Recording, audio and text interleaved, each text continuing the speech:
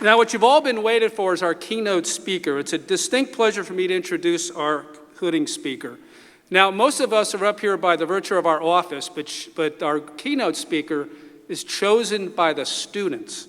So Dr. Betsy Grunch, and you can read her biography in greater detail on page 9 of your program, is a board-certified neurosurgeon at Longstreet Clinic in Gainesville, Georgia, and is widely recognized for her expertise in minimally invasive spine techniques and her contributions to neurotrauma.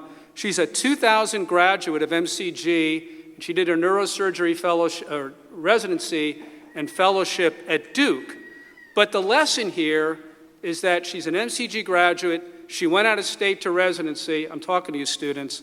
And she came back to Georgia and is extremely happy and extremely successful. So this is the path we want to replicate.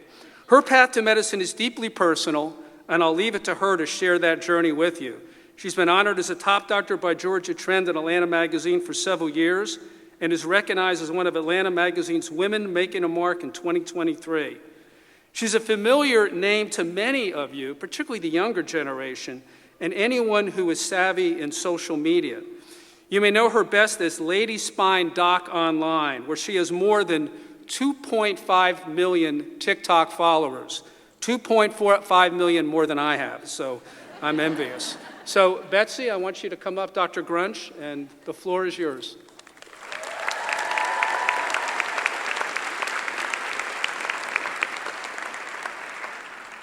Wow, thanks for having me, guys. This is exciting. 2007, Dr. Hess. He's aged me by 7 years. Still a long time ago. It's such an honor to be back here at MCG. I mean, that's what it's called, right? MCG still.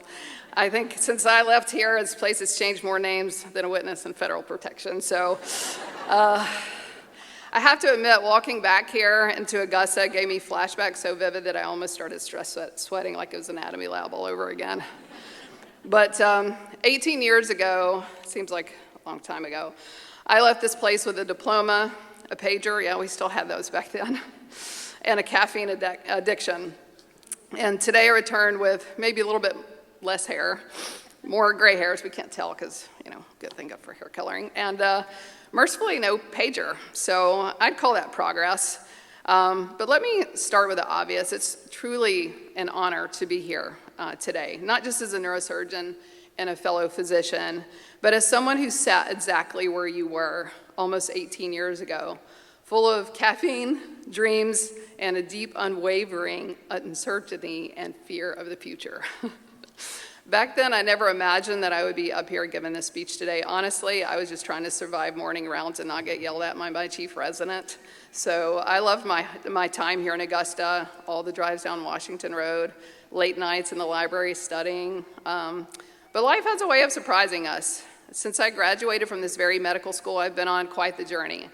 I had a grueling residency, a whole lot of scrubbing into surgery, and unexpectedly through TikToks and Instagram Reels explaining neurological diseases and dancing to Beyonce. So it turns out even neurosurgeons can go viral. But don't let the followers fool you. I didn't become social media famous because I had perfect answers or great hair.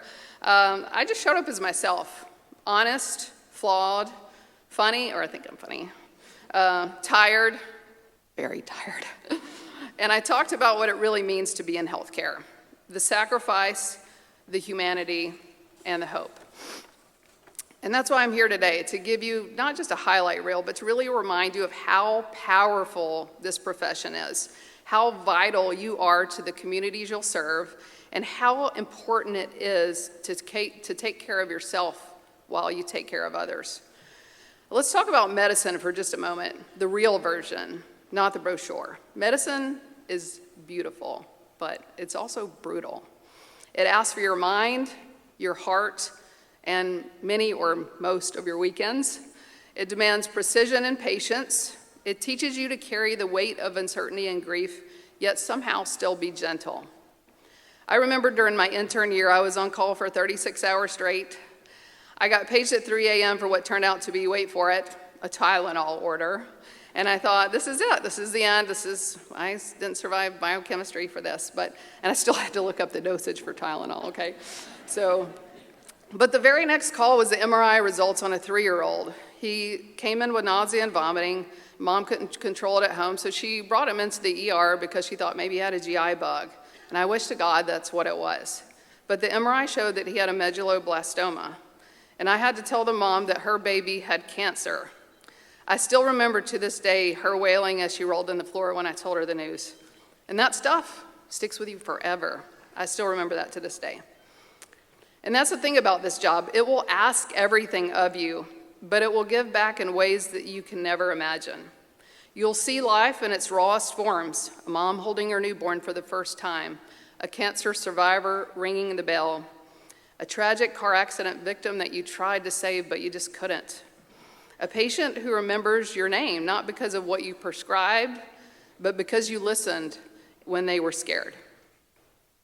You'll be there for beginnings and endings, for miracles and mornings, and sometimes for the simple act of just being present. And Georgia needs you. Whether you're practicing in Atlanta or a rural clinic where you're the doctor, the pharmacist, the IT tech, all in one, you are needed. Our communities are counting on you to show up. With science, yes, but also with soul. Now, many of you may or not know this about me. I grew up in Gainesville, Georgia. Anybody else here from Gainesville? All right. How many of you guys know where Gainesville is? Okay. All right. Yeah. Hey. Not Florida. Okay. No, not Florida. Practicing medicine in my hometown where I grew up has been unexpectedly one of the most rewarding parts of my career. There's something deeply meaningful about caring about the same community that raised you. The teachers that taught you, the neighbors who watched you drive your bike down the street, and even the friends that knew you before you knew how to pronounce the word spondylolisthesis. It's a full circle moment. I walk into exam rooms sometimes and see the faces of people that knew me as a kid, and now I get to be a part of their healing, their stories, and their sometimes awkward, I remember you when you were this tall moments. And there's no substitute for that kind of connection. It's personal, humbling, and a daily reminder of why I chose this path. Medicine at its core isn't just about knowledge, it's about connection. You can memorize every textbook, ace every exam, master every procedure, but if you can't look a patient in the eye and make them feel seen, heard, and safe, you've missed the point. Healing doesn't come from prescriptions or surgeries. It often begins with a conversation, a hand on the shoulder, or simply just being present. Patients don't want to know just about how much you know. They want to know how much you care. And in the end, it's a human connection that makes medicine a calling and not just a career. Now, a word of caution, in your pursuit of excellence, do not lose sight of your humanity. Somewhere along the way, we were taught that burnout is a badge of honor, that if you're not just barely hanging on, you're not doing it right. But let me tell you, that is a lie. You cannot pour from an empty cup, or an empty French press for that matter. So let me tell you something that doesn't show up on your transcript, but will determine your longevity in medicine more than any exam score, and that is self-care. And I'm talking real self-care, not just bubble baths and spa appointments. I'm talking about knowing your limits, learning when to say no, choosing sleep over another chart, taking time to feel, to grieve, to laugh, and to go to therapy. Yes, therapy, even for doctors, especially for doctors. You are not a machine. You are a miracle in a white coat, and miracles need maintenance. Burnout in medicine often begins long before we put on the white coat. It starts in these toxic learning environments that we normalize: exhaustion, shame, and silence as rites of passage. We're taught to push through fatigue, to fear vulnerability, to wear burnout like a badge of honor. But that culture comes at a cost. We lose empathy, creativity, and sometimes even lose ourselves. Medical training should challenge us, yes, but it should not break us. If we want to create better doctors, we have to embrace a system that values mental health as much as medical knowledge, and that treats compassion, not just competence, as an essential to the profession. And that starts with us. There were moments in my career when I was drowning in responsibilities, surgeries, schedules, motherhood, social media, and I thought I was doing it all until I realized that I was doing too much. My relationships were fraying and my health was fading and my sense of purpose was foggy. For me, embracing my creative side through social media became more than just a hobby, it was my lifeline. After years of grinding through the intense demands of medicine, I realized that constantly giving into others without refilling my own cup was leading me straight into burnout. Social media gave me a space to reconnect with parts of myself that medicine had pushed to the margins. Humor, storytelling, design, and self-expression. What started out as just a few posts turned into a vibrant community, a creative outlet, and a reminder that I'm more than just my job title. It didn't just help me avoid burnout, but it saved me to help rediscover my joy, purpose, and a more human version of myself in the process. And I learned that taking care of myself wasn't selfish, it was essential. And let's just take a minute to talk about family. Whether it's your partner, your parents, your kids, your chosen people, they are your anchor. This road you're on, it's hard. It's not meant to be walked alone.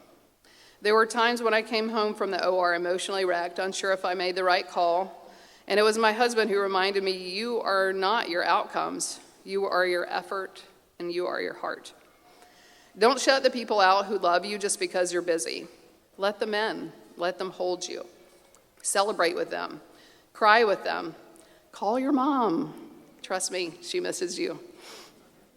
Now let's get real for a moment. You're about to enter a world that is hurting.